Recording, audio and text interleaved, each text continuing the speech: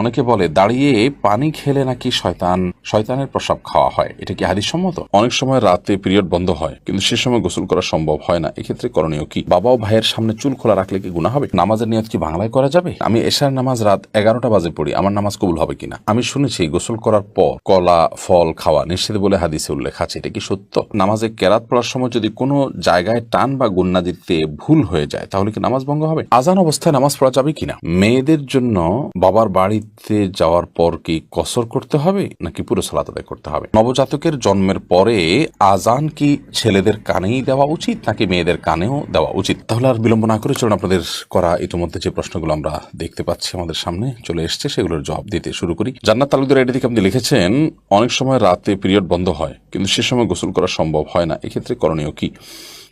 আপনি পরবর্তী সালাতের ওয়াক্ত হওয়ার আগে আগে গোসল করে ফেলবেন। ওমর ফারুক আপনি লিখেছেন, আমি শুনেছি 3বার বিসমিল্লাহ পড়ে কাপড়ের কোনা ধুলে পুরো কাপড় পাক হয়ে যায়, এটা কি সঠিক? আপনার কোনো কাপড়ে যদি ময়লা লাগে, কোন জায়গায় লেগেছে আপনি জানেন না, কিংবা বেশিরভাগ জায়গায় লেগেছে, আপনি যে কোনো কোনা ধরে বিসমিল্লাহ 3বার পড়ে ধুয়ে ফেলবেন আর আপনার পুরো কাপড় পাক হয়ে যাবে। ব্যাপারটি তো সহজ নয়, বরং আপনাকে পুরো কাপড় পাক করার জন্য চেষ্টা করতে হবে।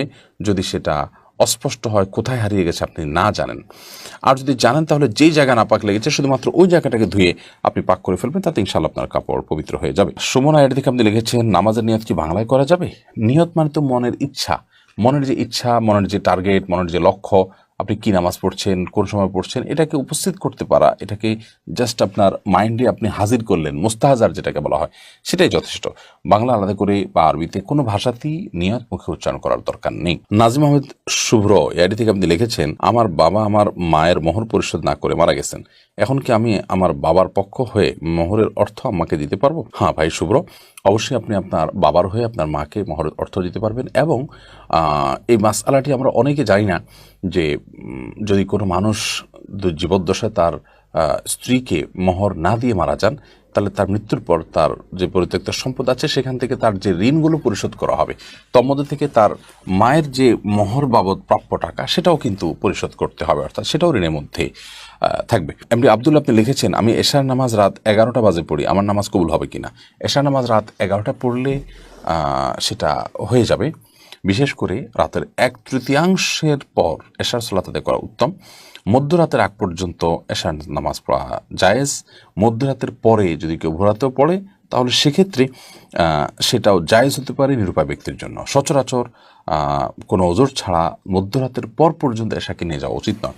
এখন এই মধ্যরাতটা কয়টা বাজে হবে এটা আপেক্ষিক বিষয়, কোনো মৌসুমে কোনো দেশে এক সময় হতে পারে, অন্য দেশে আরেক সময় হতে পারে। আমাদের দেশে শীতকালে মধ্যরাত এক সময় হয়, গরমকালে আরেক সময় হয়, কারণ গরমকালে রাত ছোটো থাকে, শীতকালে রাত অনেক বড় থাকে। তো এটা ভ্যারি করবে যে সূর্য ডোবা থেকে নিয়ে শোবে সাদিক বা ফজর ওয়াক্ত শুরু হওয়া পর্যন্ত পুরো সময়টাকে ভাগ করে তার ঠিক মাঝামাঝি যে জায়গাটা সেখানে হলো আপনার আমাদের সীমানা, তার আগে আগে আমাদেরকে এশার সালাত আদায় করতে হবে। আর পরে করলে আদায় হয়ে যাবে, যদি ফজরের সালাতের ওয়াক্ত হওয়ার আগে আগে তাহাজ্জুদের সময় 3টা-4টা বাজে রাত পড়েন তাও আদায় হয়ে যাবে, বাট এটা অনুচিত এবং এরকম বিলম্ব করা উচিত না। নবী করিম সাল্লাল্লাহু আলাইহি সাল্লাম ওয়াক্ত মতো সালাত আদায়ের উপর আমাদের খুব বেশি গুরুত্ব আরোপ করেছেন। সিরাত উর্মি ইসলাম এআইডি থেকে আপনি লিখেছেন, বাবা ও ভাইয়ের সামনে চুল খোলা রাখলে কি গুনাহ হবে? না, বাবা বা ভাইয়ের সামনে চুল খোলা রাখলে মেয়েদের জন্য গুনাহ হবে না। নিয়ামতুল্লাহ আপনি লিখেছেন, আজান অবস্থায় নামাজ পড়া যাবে কিনা? আজান চলাকালীন নামাজ পড়লে কোনো অসুবিধার নামাজ হয়ে যাবে, তবে ধরুন আজান শুরু হয়েছে, তখন আপনি নামাজের নিয়ত না করে আজানের জবাব দিবেন, এবং আজানের জবাব দেওয়া শেষ হয়ে গেছে তারপর আপনি এবার সালাতের নিয়ত করবেন। সেই সাথে প্রথম আজান যেটা আপনার মহল্লাতে শুনছেন আপনি সেটার জবাব দিবেন। সবগুলো আজানের জবাব আপনাকে খুঁটে খুঁটে দিতে হবে এমনটি কিন্তু আবশ্যক নয় আপনার জন্য।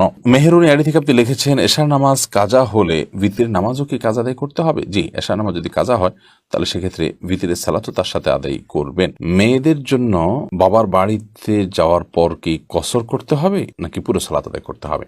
দেখুন, মেয়েরা বিবাহের পর স্বামীর সংসারে যখন চলে আসেন এটাই তাদের বাড়ি, এটাই তাদের ঠিকানা, এটাই তাদের বসবাস।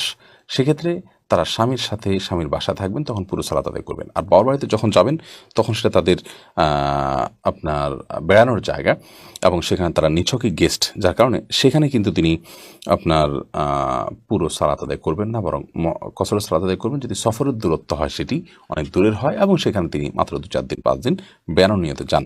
আর যদি সেখানে তিনি বসবাস শুরু করেন বা সেখানে বসবাসের তার সুযোগ আছে, সন্তান সেখানে থাকেন, অনেকে ঘর জমায় থাকেন ইত্যাদি, তাহলে সেখানে পুরো সালাত তিনি আদায় করবেন। আবু সাদাত এমনি সাইম আপনি লিখেছেন, আমি শুনেছি গোসল করার পর কলা ফল খাওয়া নিষেধ বলে হাদিসে উল্লেখ আছে, এটা কি সত্য? গোসল করার পর আর কলা বা ফল খাওয়া যাবে না এমন কোনো কথা কোরআন হাদিসে কোথাও আছে বলে আমার জানা নেই। আপনি কলা বা ফল এটা যে কোনো সময় খেতে পারেন, অর্থাৎ আপনি স্বাভাবিক যে কোনো সময় খেতে পারেন, এমনকি গোসল করার পর খাবেন না, আগে খাবেন, সকালে খাবেন না, দুপুরে বিকালে খাবেন, সেটা কিন্তু আপনার ব্যাপার। শরীয়তের এক্ষেত্রে তেমন কোনো বক্তব্য নেই। বিশেষ করে যে কথা বলা হচ্ছে এখানে যে গোসলের পর কলা খাওয়া ফল খাওয়া নিষেধ, এরকম কোনো কথা হাদিসে নাই। এটি যদি কেউ বলে থাকেন সেটি ভিত্তিহীন এবং মন গড়া। মোনালিসা মুন আপনি লিখেছেন, নবজাতকের জন্মের পরে আজান কি ছেলেদের কানেই দেওয়া উচিত নাকি মেয়েদের কানেও দেওয়া উচিত? নবজাতকের জন্মের পর আজান এটি ছেলে মেয়ে উভয়ের কানে দিবেন।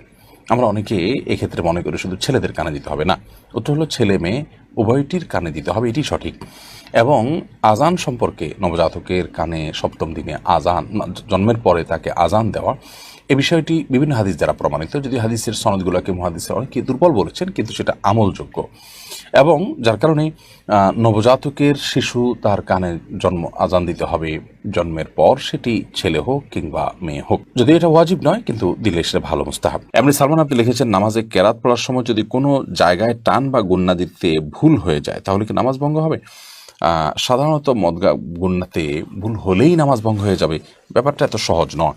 তবে এটি কখনো কখনো হতে পারে এমন যে আপনার লাহানে জালি হয়ে গেল, যে মদ বা টেনে পড়া বা না পড়ার কারণে অর্থ বিকৃত হয়ে ভয়াবহ কোনো অর্থ দাঁড়ালো, যেটা কোরআনের উদ্দেশ্যের পরিপন্থী, তাহলে সেক্ষেত্রে লাহানের জালিটা নামাজ ভঙ্গের কারণ হতে পারে। আহসান হাবিব আপনি লিখেছেন, বিয়ের মহরানা কি ছেলের নিজের উপার্জিত হতে হবে নাকি ছেলে তার বাবা থেকেও নিতে পারবে? বিয়ের মহরানা এটা ছেলের উপার্জিত অর্থেই হতে হবে এমনটা আবশ্যক নয়, বরং তার বাবা থেকে সে চাইলে নিতে পারে।